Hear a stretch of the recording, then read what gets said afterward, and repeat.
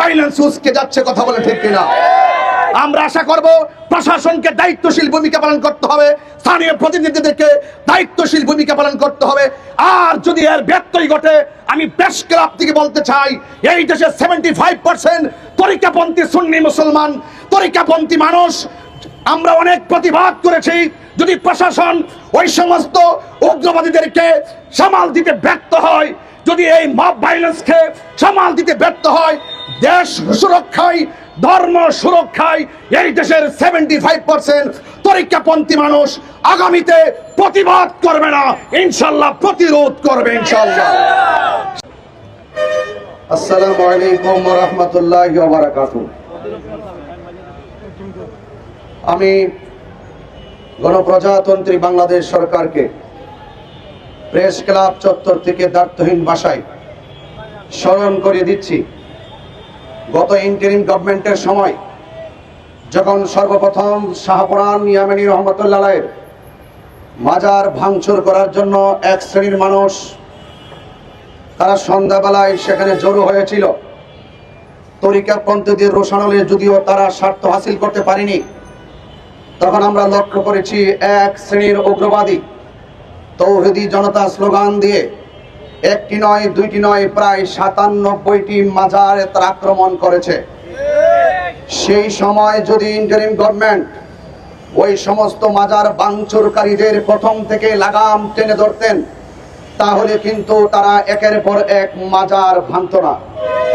তো সেই সুযোগে এখন বর্তমান যিনি রাষ্ট্রপ্রধান, আমরা দেখেছি গত পরশুদিন সেই বিগত ইন্টারিমের আমলে যেই রকম ন্যাক্কারজনক ঘটনার অবতারণা হয়েছে, মাজার ভাঙচুরের মাধ্যমে, কবর থেকে লাশ তোলার মাধ্যমে, আগুন দিয়ে পুড়িয়ে দেওয়ার মাধ্যমে যেই রকম ভাবে ন্যাক্কারজনক ঘটনার অবতারণা হয়েছিল, আজ গত পরশুদিন আবার সেই মিরপুর হযরত শাহ আলী বগদাদী রহমতুল্লাহ আলাইহির মাজার জিয়ারতকারীদের উপরে আক্রমণ করে আবার সেই আরেকটি মাজার যুক্ত হয়েছে।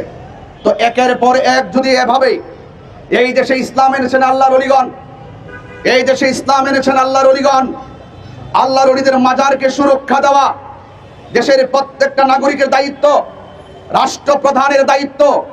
ওই সমস্ত উগ্রবাদী তারা কারা যারা আল্লাহর ওলির মাজারকে ভাঙচুর করার জন্য একের পর এক তারা আঘাত করছে, হানা দিচ্ছে, তারা দোহাই তুলছে, সেখানের ভিতরে মাদকের আড্ডা হয়, নেশার আড্ডা নাকি হয়।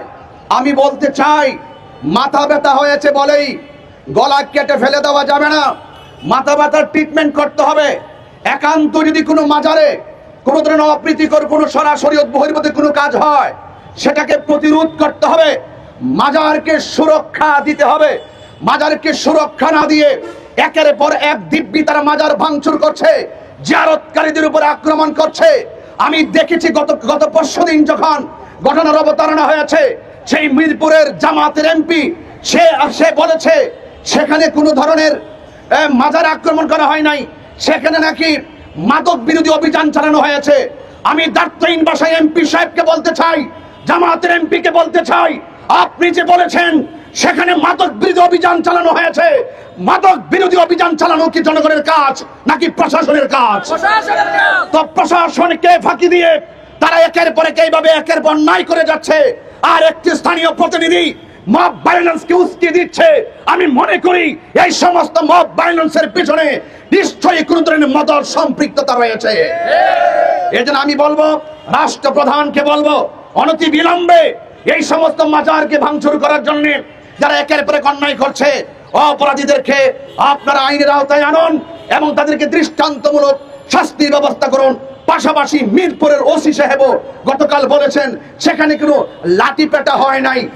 আচ্ছা বলুন তো, সারা দেশের মানুষ দেখেছে, সারা বিশ্বের মানুষ দেখেছে, প্রকাশ্যে জিয়ারতকারীদেরকে আঘাত করেছে, স্থাপনাকে ভাঙচুর করা হয়েছে, মানুষকে রক্তাক্ত করা হয়েছে। প্রশাসনের তিনি কোন দায়িত্বশীল ব্যক্তি যিনি বলছে সেখানে লাঠি পেটা করা হচ্ছে না? আমি তো মনে করি প্রশাসনের এই সমস্ত দুর্বল কথাগুলো একের পর এক মব ভায়োলেন্স উস্কে যাচ্ছে, কথা বলে ঠিক কিনা? আমরা আশা করব প্রশাসনকে দায়িত্বশীল ভূমিকা পালন করতে হবে, স্থানীয় প্রতিনিধিদেরকে দায়িত্বশীল ভূমিকা পালন করতে হবে। আর যদি এর ব্যত্যয় ঘটে, আমি প্রেস ক্লাব থেকে বলতে চাই, এই দেশে 75% তরিকাপন্থী সুন্নি মুসলমান, তরিকাপন্থী মানুষ। আমরা অনেক প্রতিবাদ করেছি। যদি প্রশাসন ওই সমস্ত উগ্রবাদীদেরকে সামাল দিতে ব্যর্থ হয়, যদি এই মব ভাইলেন্সকে সামাল দিতে ব্যর্থ হয়, দেশ সুরক্ষায়, ধর্ম সুরক্ষায় এই দেশের 75% তরিকাপন্থী মানুষ আগামীতে প্রতিবাদ করবে না, ইনশাল্লাহ প্রতিরোধ করবে ইনশাল্লাহ। সেই প্রত্যেকটি সুনাগরিককে দেশ সার্বভৌমত্ব সুরক্ষায়, ধর্ম সুরক্ষায় ঐক্যবদ্ধ থাকার আহ্বান জানিয়ে বিদায় নিচ্ছি। আসসালামু আলাইকুম ওয়া রাহমাতুল্লাহি ওয়া বারাকাতুহু।